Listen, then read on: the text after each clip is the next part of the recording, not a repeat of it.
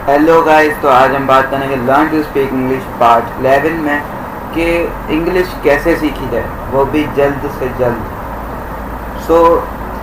ये वीडियो उनके लिए जो इंग्लिश बेसिक्स भी जानते हैं, ग्रामर भी जानते हैं, फिर भी इंग्लिश बोल नहीं पाते। ऐसा क्यों होता है?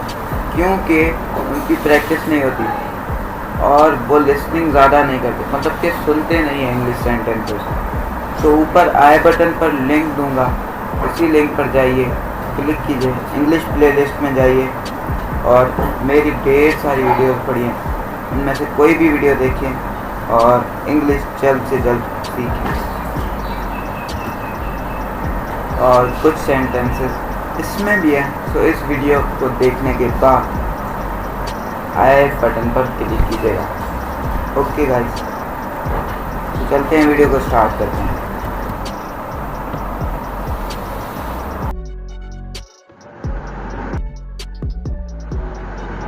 किताब मत फाड़ो, डोंट टीयर द बुक। कतार में खड़े हो जाओ, स्टैंड इन लाइन। इसे जल्दी बंद करो, स्टॉप दैट इमीडिएटली। आपका कुछ ठीक है, योर्स इज बेटर।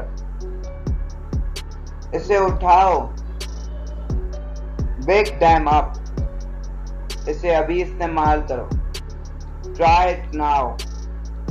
हम इसे यहाँ पर यूज करेंगे, यूज इट नाउ। हर चीज सही लग रही है,